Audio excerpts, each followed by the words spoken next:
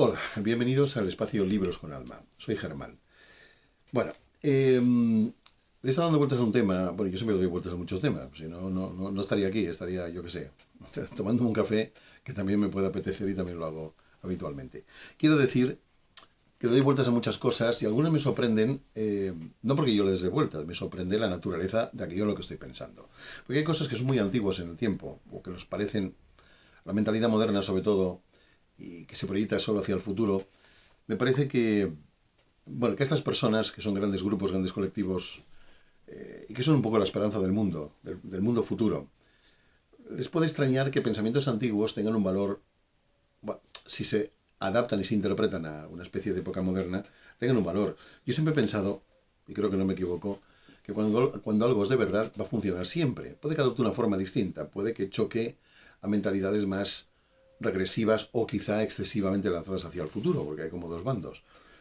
Ahora con la inminencia, de esto hablaremos en otro vídeo, claro, es que hablaremos muchas cosas. Bueno, hablaré yo y vosotros pues igual habláis también entre vosotros o con vosotros mismos, que ya os digo que es un ejercicio interesante, aunque no siempre se puede hacer.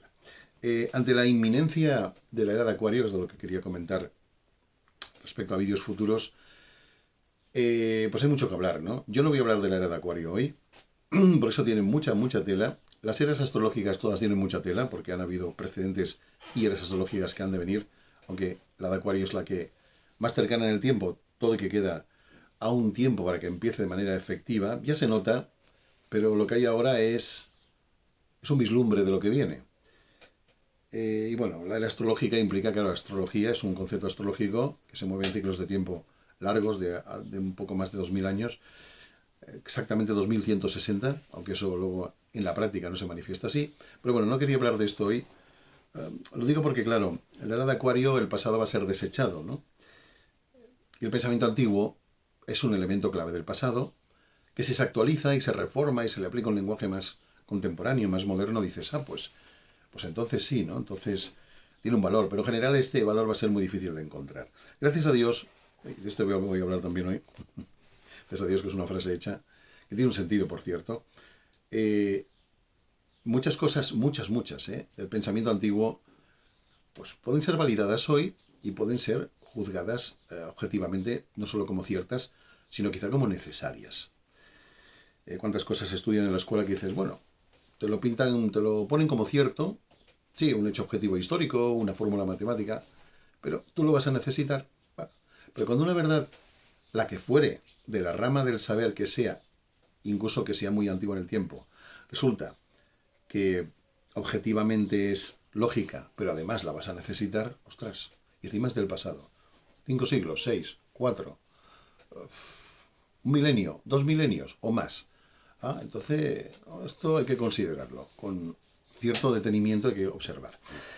Bien, yo quiero detenerme hoy unos minutitos solo en, bueno, una cosa que intentó, bueno, con un éxito relativo, porque es que esto no podía ser algo absoluto que lo consiguiera. Intentó él junto con otros, no en colaboración con otros, porque esto, Descartes, hablo de René Descartes, iba muy a su bola, como todos los pensadores libres y autónomos, también se vinculó con gente, se carteaba bueno, con diferentes personas. Las personas que piensan mucho por sí mismas, pues también tienen naturaleza polémica, suelen hacer muchas preguntas, suelen buscar mucha información, bueno, es como muy normal esto. Y eso se hace en el día de hoy también. Entonces, René Descartes, bueno, Descartes tiene mucha tela, como todos los grandes filósofos de la historia, pero él intentó demostrar que Dios existía. Dices, bueno, pero ¿qué locura es esta? No fue el único. Un tal San Anselmo tiempo antes lo intentó. Eh, bueno, han habido más. Santo Tomás de Aquino, bueno, santo porque luego lo canonizaron. Tomás de Aquino, una historia interesante, por cierto, un día hablaremos de él, pues también lo intentó. ¿Podemos decir que lo consiguieran? Bueno, quizá en su época, en su contexto mucho más limitado en conocimientos y mucho más filosófico que científico, quizás sí tuviera un sentido lo que decían. Hoy en día es más discutible y pese a todo yo quiero recuperar parte, aunque sea una parte infinitesimal, una pequeña parte, del valor que algunas de esas personas tienen ahora en una época que no coincide con la actualidad, no coincide en nada. Es algo que seguimos siendo seres humanos y seguimos teniendo como Nicolás Maquiavelo juzgó acertadamente, pues instintos que nos llevan a épocas muy primitivas de la humanidad, y en eso lo hemos cambiado desde el siglo XV o desde el siglo 1000. O sea, el siglo 1000, perdona, es del año 1000, siglo X, ¿no? Bueno, siglo XI sería el año 1000 ya. Bueno, Descartes, una serie de pasos filosóficos, de pensamiento, de reflexión, y dice que, bueno, que podemos dudar de todo, hasta el punto que él duda de la existencia de su propio cuerpo, y por tanto de todo lo que es material. Porque llega a la conclusión de que la esencia del ser humano es mente, no es cuerpo. Por tanto, si lo de verdad es mente, todo lo demás no es de verdad. ¿Y qué hace ahí? ¿Qué hace ahí? Bueno, pues eso ya parece un chiste de un buen humorista, ¿no? O de un mal humorista como yo. Entonces, Descartes demuestra, tengo un texto aquí que dice que demuestra la existencia cierta de la conciencia individual mediante la duda metódica. La duda metódica lo pones todo entre paréntesis. A ver, sí, esto es de este color, pesa, huele, el tacto, si es comestible te lo comes. Y todas son experiencias que te demuestran que todo eso es verdad. Sí, sí. Es verdad que lo salado sabe a salado. Es verdad que lo dulce sabe a dulce. Y es verdad sucesivamente que todo lo que se presenta a tus sentidos, vista, oído, tacto, olfato y gusto, quizá no en este orden, pues es cierto y verdadero en cuanto lo percibes, y eso deja en ti un pozo de algo, una sensación, te genera un prejuicio, te genera un beneficio. Pero claro, Descartes va más lejos y dice, bueno, pero vamos a ver. Una cosa de lejos, y esto creo que lo he explicado en algún otro vídeo, quiero recordar, de lejos pues el tamaño cambia cuando estás de cerca, entonces no es una certeza absoluta. Bueno, eso depende de la distancia y no del objeto en sí, sea un edificio o sea una piedra o un cuerpo humano. Pero él, en su cabecita, juzgaba que las cosas, todas, se podían poner en duda. ¿Pero qué es lo único que preexistía la duda? Pues la propia duda. La propia duda era lo único que nunca dejaba de estar. Y la duda, a su juicio, venía de la mente. Por tanto, el ser humano es mente. Y de lo único, en aquel momento y para él, que no se podía dudar, era de que se estaba dudando. Y por tanto, como la duda es una operación de la mente, más o menos es cierto, pues automáticamente solamente puedes afirmar la existencia real de algo, y es tu propia mente, porque la duda está ahí. Bueno, esto es simplificando, ¿no? Lo cual establece la diferencia entre la res cogitans y la res extensa, que es como decir, son términos en latín, idioma que utilizaban mucho en su época. La res cogitans es la sustancia pensante, es algo así como decir, bueno, yo no veo mi mente, no veo lo inmaterial en mí, repito la palabra, inmaterial, o sea, no material, y sin embargo eso es más real que lo material.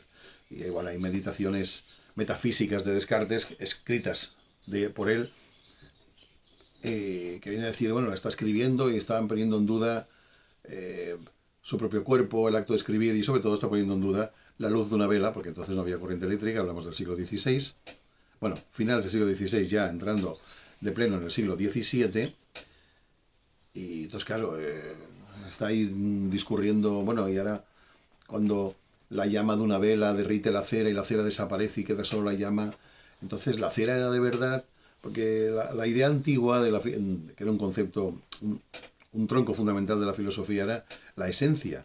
¿Qué es lo que es de verdad? Pues si algo cambia de forma, desaparece o huele de un modo distinto, en un momento dado, es una chorrada mía que he puesto lo de oler, pero bueno, también se puede aplicar.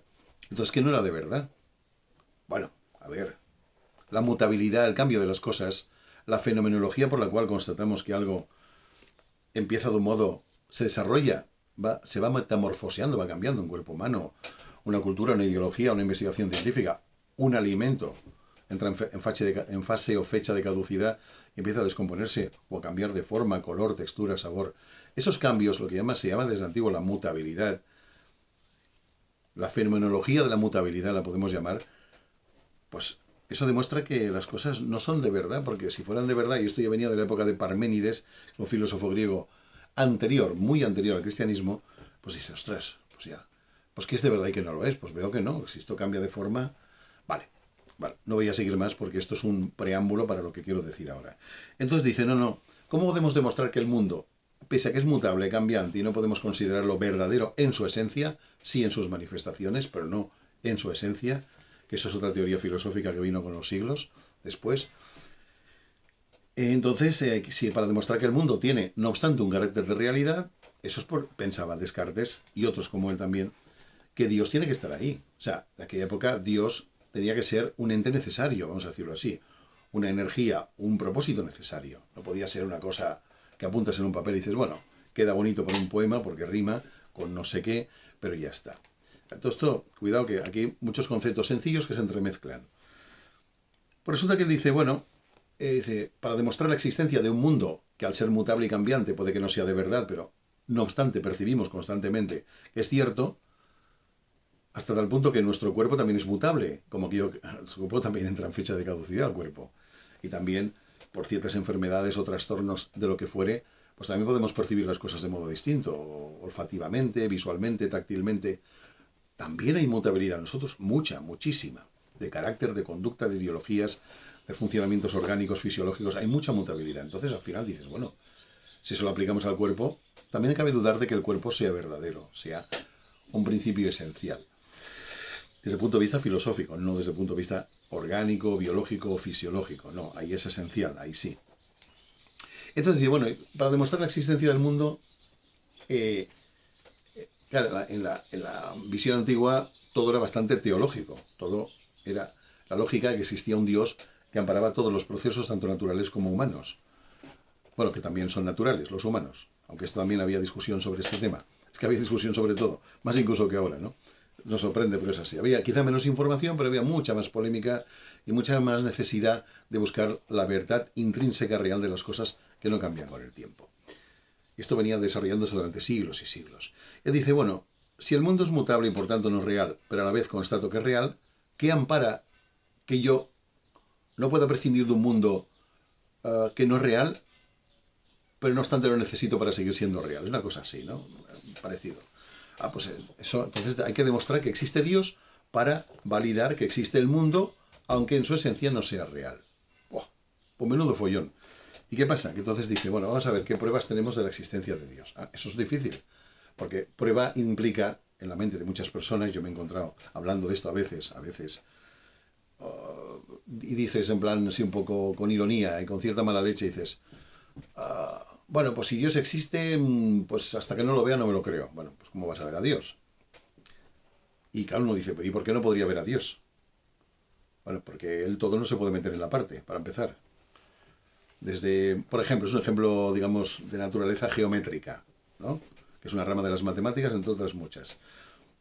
Y de, bueno, ¿cómo puedo comprender una circunferencia cuando mi conciencia abarca un fragmento muy, muy, muy pequeño de esa misma circunferencia? ¿Cómo puedo meter la comprensión de la circunferencia completa en un trocito de circunferencia? Que como soy tan chiquitín, vamos a suponer que fuéramos muy, muy pequeños, es ese fragmento de curva, de la circunferencia de la curva, yo lo vería como una recta. Porque para verlo como curva tendría que tomar distancia y ver el conjunto en el que está esa recta, que sería una pequeña curva. Bueno, una cosa así. Entonces vería que, ostras, lo veo como recta pero es una curva. Y en este sentido Descartes también piensa el mundo es una ilusión de nuestra percepción errónea. ¿Y por qué percepción errónea? Porque él llega a la conclusión de que el ser humano es imperfecto. Y como es imperfecto en su esencia, claro, porque si fuera perfecto sería Dios. O sería una especie de entidad equivalente a Dios. Lo cual sería un follón, porque entonces Dios no sería el único. Bueno, para que las piezas no se desencajaran y sigan sin desencajarse demasiado, o no se desencajen en absoluto, el razonamiento era todo esto.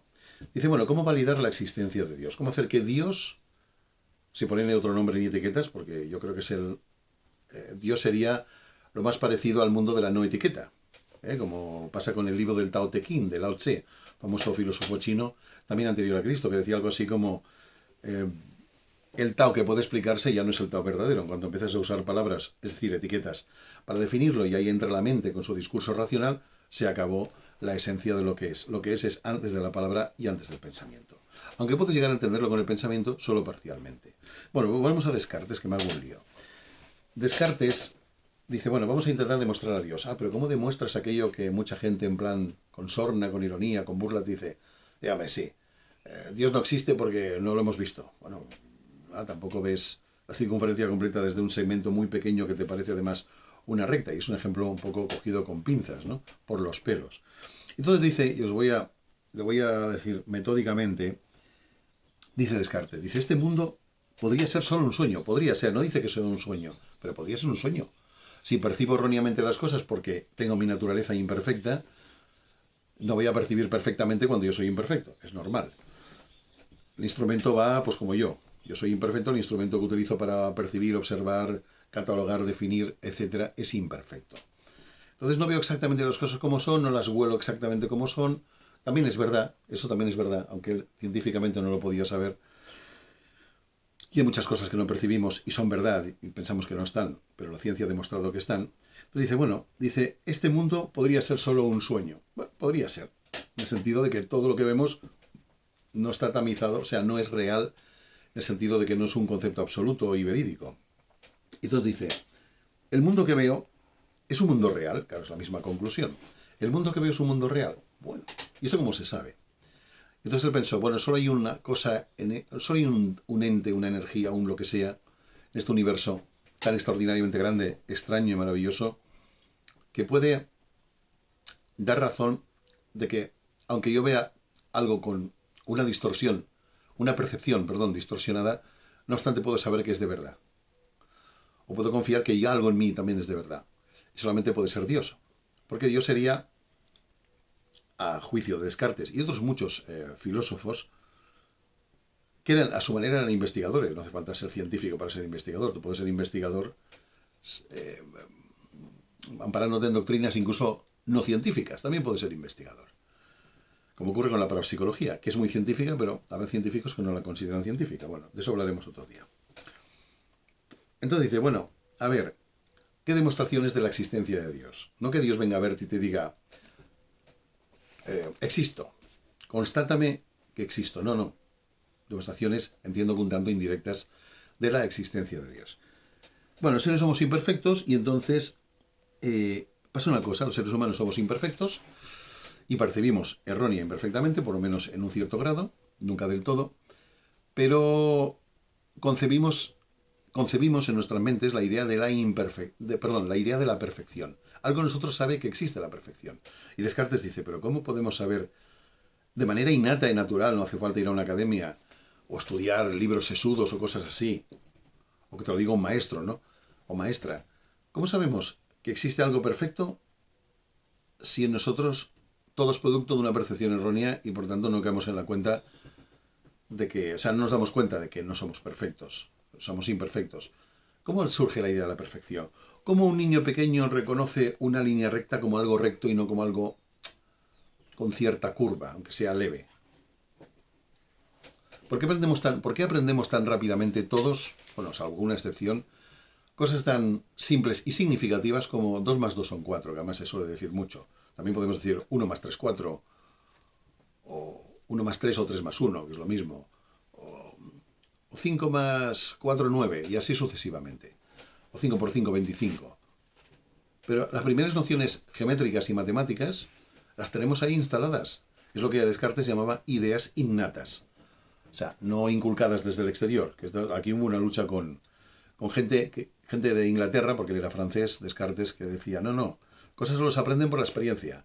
Si no te lo hacen ver desde fuera, tú dentro no lo tienes. Y Descartes decía, y pensaba, y valoraba, no, no, lo llevo dentro. Yo primero lo llevo dentro y luego lo contrasto con lo que hay, me doy cuenta de que de algún modo ya lo sabía. Bueno, ambas ideas pueden ser ciertas en determinados periodos evolutivos o contextos.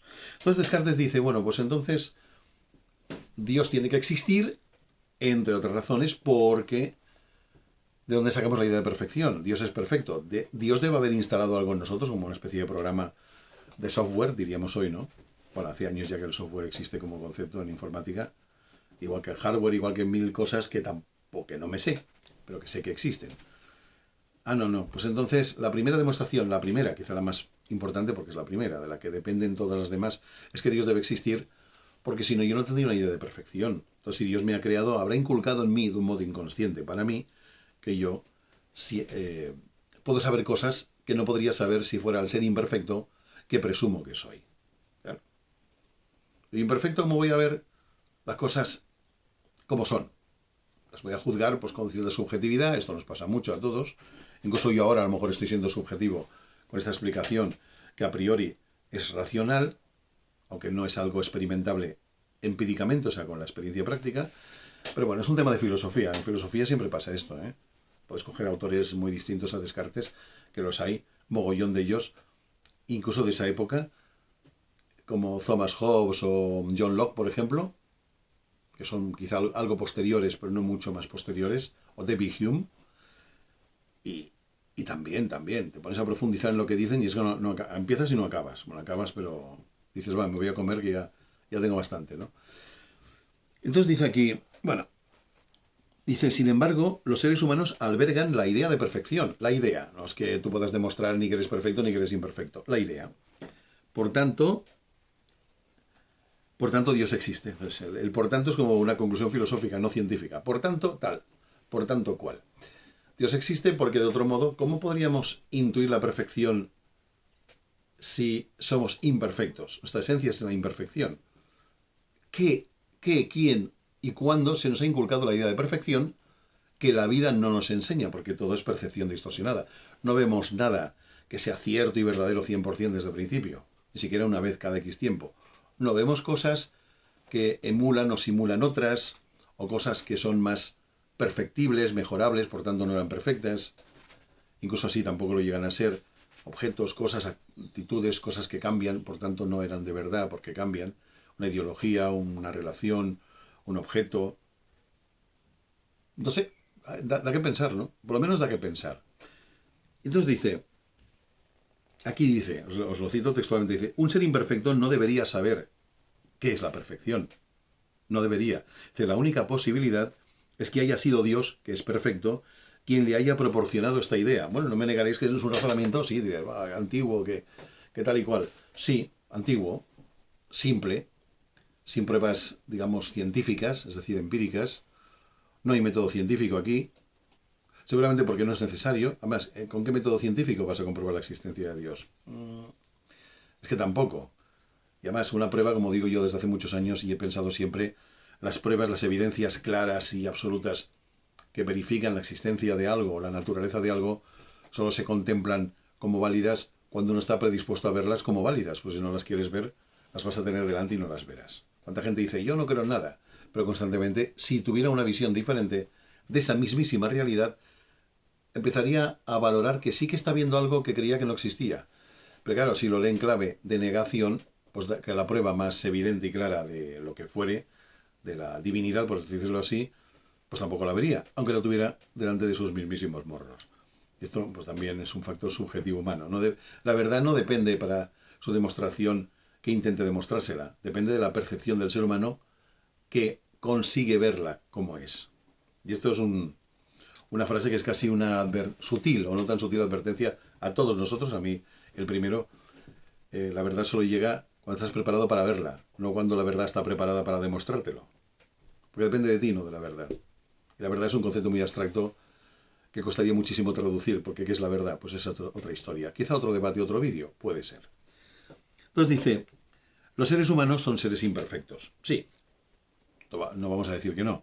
Teóricamente, un ser imperfecto no puede saber qué es la perfección.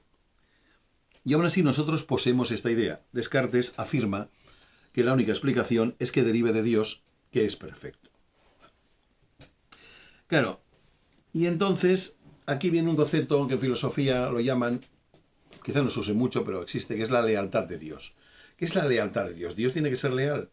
¿Entra en ese modo valoración moral de vivir? Bueno, no necesariamente.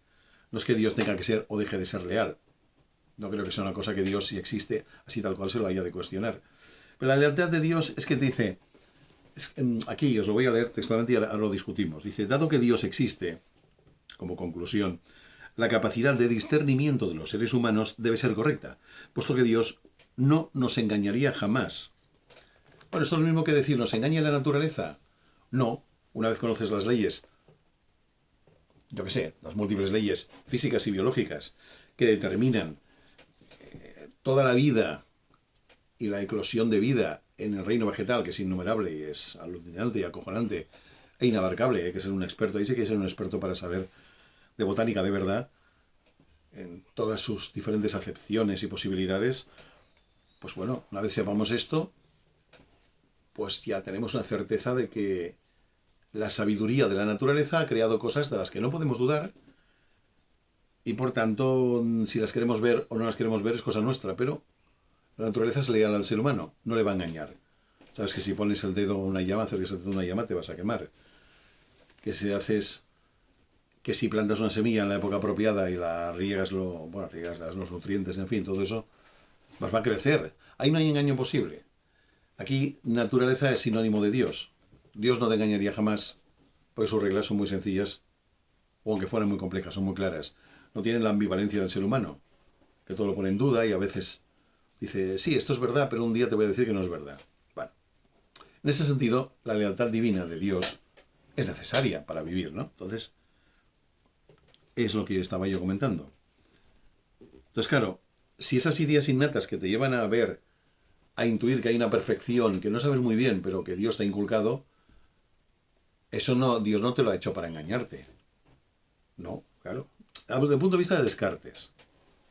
Estamos como volviendo al siglo XVII, la primera mitad del siglo XVII concretamente, porque él nació en 1596, René Descartes, pero claro, era un niño de 4 años cuando entró en el siglo XVII, o sea, ahí no cuenta.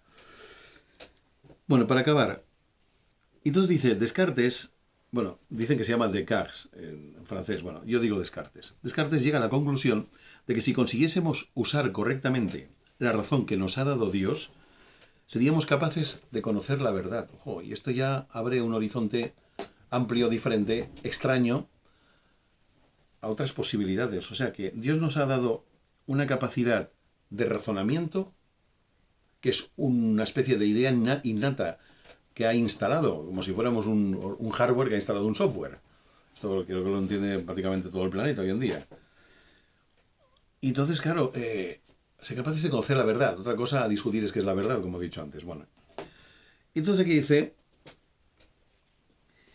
las cosas son exactamente como las interpreto, valiéndome de la razón que me ha otorgado Dios. O sea, hay algo en nosotros, esto debíamos considerarlo al margen de que esto es del siglo XVII. Dices, bueno, pues, ¿qué iban a saber en el siglo XVII? Esto está en los libros de historia y punto y pelota. También en los libros de historia se describe, digo yo, pues muchas batallas, muchos enfrentamientos civiles y militares, a veces por cuestiones religiosas. Perdona. Vale. Y entonces, bueno, pues todo eso, claro, dices, bueno, y describen, pues, qué armas usaban en las guerras napoleónicas. Pues cañones, un tipo de fusil, que no tiene nada que ver con el Winchester, que también es antiguo. Es decir, como hay cosas mucho mejores, ultramodernas, que no se parecen en nada, y que han nacido como una evolución tecnológica, nos parece que una tecnología más pobre pues hacía que el ser humano también fuera más pobre, ¿no? En proporción. Y no es realmente así. Habían personas, han habido muchas personas, y no solo filósofos, también científicos de épocas donde la ciencia pues no era un saber universal como ahora, que nos han demostrado y que siguen demostrando, y solo hay que leerlos y releerlos en una clave de interpretación para juzgar, que no eran tontos, ni tenían por qué serlos, ni tenemos por qué juzgarlos con una mira muy, muy estrecha, pensando como que estamos mucho más avanzados. Sus tecnologías eran mucho más pobres, eso, incomparablemente más pobres. Pero como el ser humano no es solamente producto de su tecnología, ellos como entidades pensantes y con voluntad, pues pudieron rediseñar el mundo del concepto, ¿no? Del pensamiento, de la reflexión, de las valoraciones. Y sin ellos muchas cosas hoy en día no se podían valorar, no se podían saber, y uno dice, ¿para qué las necesitamos si tenemos los televisores, ultracoches, ultracohetes? Digo ultra por exagerar. Sí, es verdad, pero eso no es solo lo que un ser humano es o debe ser. Por tanto, valoremos lo que decía en este apartado en particular. René Descartes tiene otras muchas cosas que iremos retomando con el tiempo, como Baruch Spinoza, como Martin Heidegger, que ya es un filósofo del siglo XX, como Hegel, como Schopenhauer, que hay unos vídeos cojonudos y maravillosos que os recomiendo en YouTube sobre las filosofías de Heidegger y otros filósofos, y de psicólogos como Carl Gustav Jung, también digno de mención, muy digno de mención todos, y que te quedas de piedra y dices, bueno, ahora nos parecemos muy listos porque tenemos que si el móvil, que si el ordenador, que si tecnologías que van más allá de todo eso, pero valoremos el pasado porque sobre él se construyó el presente que nos permite lanzarnos al futuro. Bueno, lo dejo aquí, habría alguna cosilla más, pero esencialmente esto es. o un aspecto, entre otros, de la demostración de Dios. No son todas las demostraciones de San Anselmo o de Tomás de Aquino, ahí hay mucho más sobre formas de entender que Dios debe ser real y que debe incluso participar en el mundo o debe estar de algún modo instalado en nosotros. Descartes hizo esta fundamentalmente, bueno, pues la valoremos. Esta ha sido la versión de la demostración de la existencia de Dios reducida, comparado con otros filósofos anteriores y posteriores a él, que le dieron más caña a este tema. Bueno, más bien anteriores a él, más bien anteriores. Bien, aquí lo dejamos, un vídeo un poquito largo, lo siento, pero en realidad no lo siento. El tiempo se ha de utilizar, aunque sea para esto de cuando en cuando. Un placer, si os gustan estos enfoques, pues nada, le dais al like. Y os lo agradezco de corazón y por supuesto os suscribís, claro, ¿por qué no? Cuesta lo mismo hacer una cosa que la otra. Un placer y nos vemos en la próxima ocasión. Gracias.